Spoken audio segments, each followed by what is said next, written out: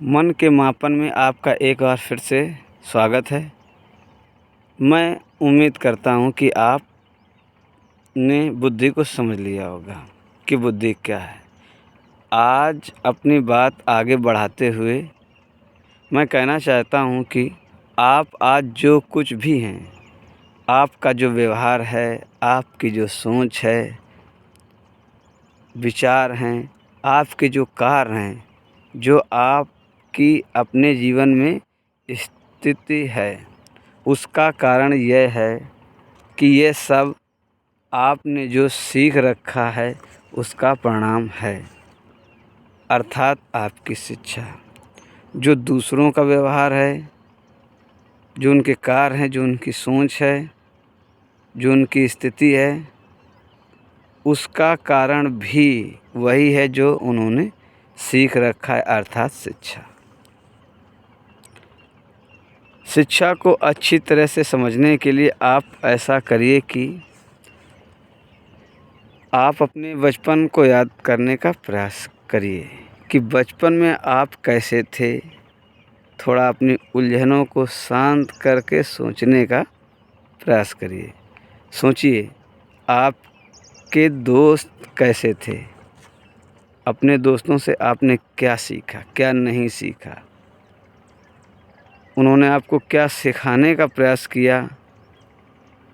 आपके माता पिता, भाई बहन व अन्य रिश्तेदार कौन से ऐसे कार्यों को करने को कहते थे, किन कार्यों को करने को नहीं कहते थे। तब आपने उनकी कितनी बात समझी, कितनी बातें नहीं समझी, क्या क्या समझना चाहिए था, ये भी याद करने की कोशिश करिए कि अपने से बड़ी उम्र के मित्रों से क्या सीखा, अपने से छोटे मित्रों से क्या सीखा, क्या उनसे सीखना चाहिए था, क्या नहीं सीखना चाहिए था। आपने अपने आस-पास पड़ोस से क्या सीखा था, आपने अपने विद्यालय से क्या क्या सीखा, आपने अपने शिक्षकों से क्या क्या सीखा, आपने फिल्मों से क्या क्या सीखा। आपने ऐसे बहुत संसाधन अर्थात वस्तुएं जिनसे आपने कुछ ना कुछ सीखा होगा। अपने समाज से क्या सीखा, अपने दूसरे समाज से क्या सीखा। ऐसे धीरे धीरे आपको अपने बचपन से अब तक जो कुछ सीखा हो को याद करिए और वर्तमान स्थिति में आ जाइए। यह कार्य तब करिए जब आपके पास समय हो। वैसे आप कुछ ना कुछ बातें सोचते रहते होंगे। ये तो अपनी बात हो गई। आओ और किसी दूसरे के विषय में सोचते हैं। आपने अपने आसपास छोटे बच्चों को देखा होगा, उनके विषय में सोचिए। माना मैं कुछ बच्चों के विषय में सोचता हूँ। उनके नाम ABCDE हैं। अगर आप और कोई नाम रखना चाहते हो तो रख सकते हैं। मान लो कि वो जो ABCDE हैं बच्चे, वो अभी 2 साल के हैं, जिनमें ई के सगे माता पिता नहीं हैं या माता पिता में कोई एक ही है और उनकी देख रेख कोई ना कोई कर रहा है। इसी प्रकार आप भी किसी बच्चे के विषय में सोच सकते हैं। अब हम आगे इन बच्चों के विषय में सोचते हैं। इन ABCDE का नाम कुछ भी हो सकता है। अभी ये बच्चे 2 साल के हैं। अब इन बच्चों की क्या क्या ज़रूरतें होंगी, भोजन, कपड़े और उनका स्वास्थ्य अर्थात बीमारी से रक्षा, स्नेह और भी ज़रूरत की वस्तुएं उन्हें किस प्रकार से मिल रही हैं, वह बच्चे के दिमाग याददाश्त में एकत्र अर्थात इकट्ठा होता जा रहा है। यही याददाश्त उसकी शिक्षा बनकर आदत में बदल जाएगी। यही उसकी आदत उसके व्यवहार अर्थात व्यक्तित्व बन जाएगी। अब बच्चे को धीरे धीरे बड़े हो रहे हैं, वो अपने घर वालों से, आसपास पड़ोस से सीख रहे हैं अर्थात शिक्षा ले रहे हैं। अब उनकी उम्र स्कूल जाने की हो गई है। ABCD को स्कूल भेजा जाने लगा। ई की परिस्थितियाँ बताएंगी कि वह स्कूल जाएगा कि नहीं। शायद उसे कोई स्कूल भेजने में उसकी सहायता कर दे।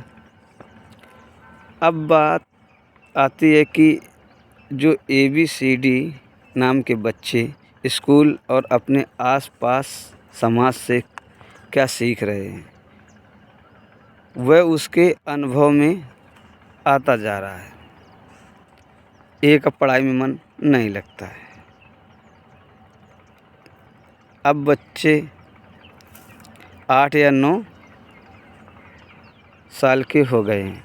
B का पढ़ाई में मन लगता है, वह समाज से जो शिक्षा मिल रही है उसकी ओर ध्यान नहीं दे रहा है। C नाम का बच्चा दबाव में आकर पढ़ता है, पर उसके अपने मित्रों से नशे की लत लग गई। D नाम का बच्चा स्कूल में पढ़ता है, समाज से भी सीखता है, पर उसे नशे की लत नहीं लगी।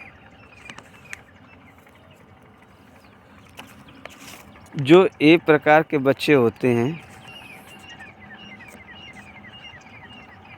वे स्कूल की पढ़ाई पूरी नहीं कर पाते हैं, स्कूल छोड़ देते हैं। जो B प्रकार के बच्चे होते हैं वह किताबों से ही सीखते रहते हैं और अपने अनुभव को बाहरी समाज से बहुत कम ही जोड़ पाते हैं, अर्थात उनकी दुनिया किताबों तक ही सीमित रह जाती है। जो C प्रकार के बच्चे होते हैं वो पढ़ाई छोड़ भी देते हैं या तो पढ़ते रहते हैं, पर उनकी दुनिया नशे तक ही सीमित रह जाती है, क्योंकि उनका अधिक समय नशे को पूरा करने में ही चला जाता है। लगभग उन्हें समाज की चिंता कम ही रहती है। जो D प्रकार के बच्चे होते हैं वे किताबें व समाज से सीखते रहते हैं और समाज के लिए अच्छा करने का प्रयास करते रहते हैं, समाज के लिए चिंतित रहते हैं। ये सभी प्रकार के बच्चे फिल्मों, पोस्टरों, अखबारों से, वस्तुओं से, जानवरों से कुछ न कुछ सीखते रहते हैं। जो ई प्रकार के बच्चे होते हैं वो परिस्थितियों के कारण ABCD किसी भी प्रकार के बन सकते हैं। आपने जो बच्चे अपने आसपास सोचा था वो इन्हीं प्रकार के होंगे, यहाँ तक आप भी इन्हीं प्रकार में होंगे। बच्चे अपने बचपन से जो कुछ सीखा है आज वह व्यवहार के रूप में समाज में प्रदर्शित करते हैं। वर्तमान में जिस बच्चे को देखो वह जो भी व्यवहार करता है वह उसकी शिक्षा ही है। आपका भी जो चरित्र है वह शिक्षा ही जो आपने अपने बचपन से अब तक सीखा है और आगे भी सीखते रहेंगे। इस प्रकार शिक्षा जीवन भर चलती रहती है। मानव सीखता रहता है और उसकी बुद्धि विकसित होती रहती है, उसके व्यवहार में बदलाव आता रहता है। बच्चा जो शिक्षा स्कूल या विद्यालय से सीखता है, पढ़े लिखे लोगों की भाषा में उसे औपचारिक शिक्षा कहते हैं। जो स्कूल के बजाय बाहर से सीखता है उसे अनौपचारिक शिक्षा कहते हैं। शिक्षा मानव की बुद्धि को कहीं ना कहीं प्रभावित करती रहती है। शिक्षा अगर बुद्धि का विकास करती है तो शिक्षा मानव की बुद्धि को कुंठित भी कर सकती है। अर्थात अगर शिक्षा बुद्धि को विकसित भी कर सकती है तो एक प्रकार की शिक्षा उसे कुंठित भी कर सकती है। एक शिक्षा मानव को विकास की ओर ले जा सकती है तो एक शिक्षा मानव को पतन की ओर भी ले जा सकती है। एक शिक्षा मानव के व्यवहार को प्रेम से भर देती है तो एक शिक्षा मानव के व्यवहार को घृणा से भी भर देती है। अगर बच्चा नशे की लत की शिक्षा पा जाए तो उसका जीवन कैसा होगा आप समझ सकते हैं। जब बच्चे की शिक्षा में कल्पनाओं की मात्रा अधिक हो तो उसकी बुद्धि की क्षमता कम होने लगेगी। अगर शिक्षा में वास्तविकता की खोज अधिक हो तो कल्पनाओं के साथ हो तो उसकी बुद्धि की क्षमता बढ़ने लगेगी। कुछ ना कुछ सीखने का माध्यम ही शिक्षा है। शिक्षा का क्षेत्र बहुत बड़ा है। शिक्षा का उत्तम परिणाम केवल ज्ञान नहीं बल्कि ज्ञान के साथ साथ समझदारी विकसित करना भी होता है।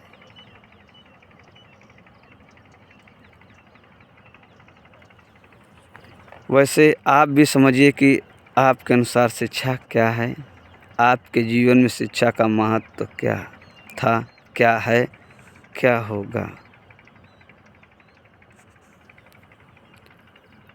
आप जो हर क्षण सीख रहे हैं वो अनुभव बनकर आपकी आदत में शामिल हो जाता है।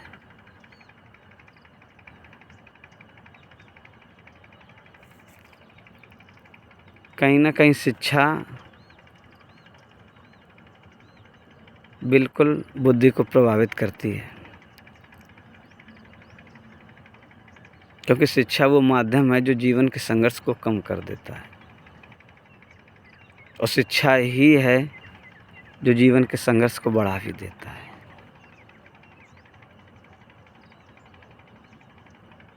बस ध्यान देने की बात होती है कि हम क्या सीख रहे हैं, क्या सीखना चाहिए और क्या नहीं सीखना चाहिए। क्योंकि सीखने के जिम्मेदार तो हम स्वयं ही होते हैं। या तो हम किसी को सिखा रहे होते हैं या किसी से सीख रहे होते हैं। ये क्रम जीवन पर्यंत चलता रहता है। हम जीवन के अंत तक कुछ न कुछ सीखते रहते हैं और उसी का प्रयोग हम जीवन भर करते रहते हैं।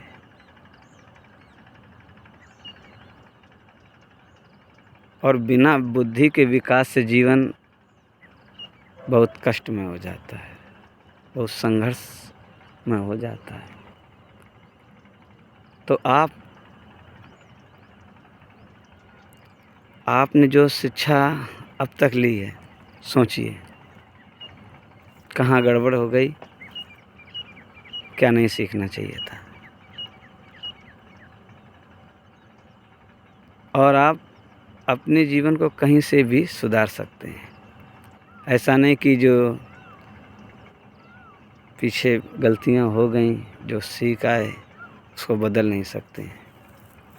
समझ सकते हैं, अपने व्यवहार में बदलाव ला सकते हैं। क्योंकि हर मानव प्रेम चाहता है, सुख चाहता है।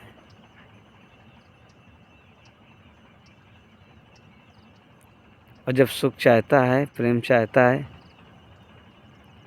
तो अपने व्यवहार में तो बदलाव रखना पड़ेगा। अगर हम किसी से घृणा से बात करेंगे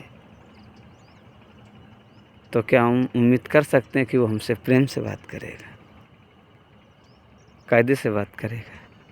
नहीं करेगा ना। लेकिन हम उम्मीद यही रखते हैं कि सब में अच्छा मिले पर हम किसी दूसरे को अच्छा ना दें। और वैसे भी आप समझ सकते हो कि शिक्षा क्या है और समझने का प्रयास करिए कि शिक्षा क्या है। अपना भी मार्ग सही चुनिए और दूसरों को भी सही मार्ग दिखाइए।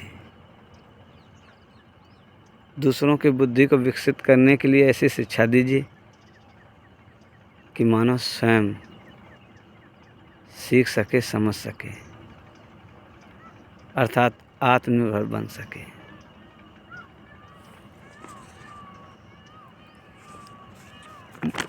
अब अगर शिक्षा के विषय में बोलना चाहूँ तो बोलता रहूँ कि शिक्षा जीवन पर्यंत चलने वाली प्रक्रिया है।